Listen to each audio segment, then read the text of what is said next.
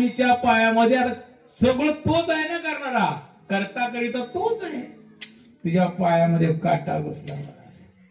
काटा घुसल्यानंतर म्हणजे ही जर बाई टोपलं परत खाली ठेवलं आणि ही जर बाई जर नाही घेतली म्हणजे तो बरं उपाशी राहते. म्हणून महाराज तिथं टोपलं ठेवा आणि पायातून रक्त निघालं आणि पाहिलं कोणी या बाबानं आणि गुराख्याचं उदाहरण केलं. मारले म्हणजे काय झालं आहे म्हणजे काय नाही रे, म्हणजे पायामध्ये काटा बोलला. मी काढू का म्हणजे काढची, मी काटा काढण्यासाठीच बसलो. कोणा कोणाचा काटा काढला, रावणाचा काटा मीच काढला, सुरपणखेचा काटा मीच काढला. हा जे जे आहेत ना माझ्या बाजूला जातीत ना परमार्थच्या बाजूला, त्याची काटा मी अगोदर मीच काढतो. परमार्थ सोडण्याचा काटा निघाला हो. आणि त्या टायमात त्याने सांगितल्यानंतर पायावरी घेतला महाराज. पाना भगवंतानी काय केलं, थुका काढला आणि त्या पायात लावला. परत तोंडात पोट भरायचा. विश्वाचा मालक, ब्रह्मांडाचा मालक माती खायचा मला तिच्या पायाची, तो आपली खाई. आणि तुम्ही जर कधी गेलो ना ह्याला वृंदावनला गेलो ना, तिथे एक बघा 50 रुपयाला माती मिळते, देवाला माती खावा लागली.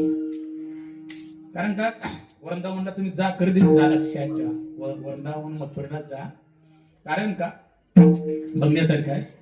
सांगतो की तिथं भगवंताने माती खाल्ली. माती कशासाठी, भक्ताची. आईचा भक्ताची न सांगायचा तुम्हाला प्रमाण देऊन सांगितले, भक्ताचे काम पूर्ण करणार तो भक्त हो. आणि त्या गावातील भक्त खाल्ल्यानंतर माती काय लक्षात ठेवा, त्याला काटा काढायला काय हो, लावला हात किंवा म्हणजे कोण रे तो, म्हणले म्हणला विट्या मुडद्यात, त्याच्यामुळेच माझ्या संसाराचं वाटोळ झाले आणि कटकट लागली.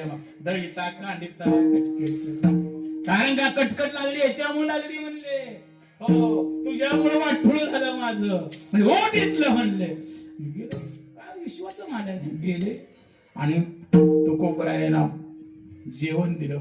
मग तू जीव का, कारण का तुकोबराने जेवढ्या आवडीचं पोट भरायचं हो हो, कारण का तेवढ्या साधना होत्या मला, तपश्चर्या. आणि त्यावेळेस करत असताना हो तुकोबराने विचारलं माझ्या आवले, म्हणले पायामध्ये रक्त येते दिसते तुझ्या.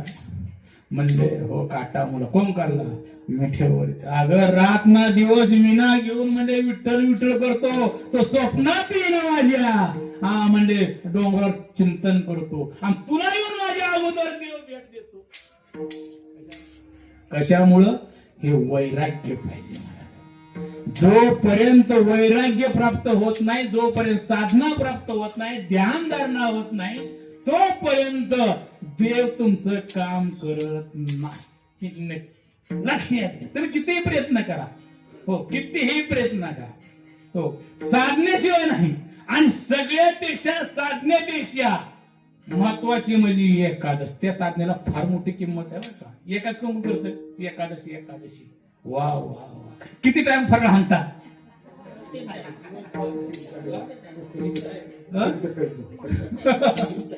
3 टाइम. वा वा.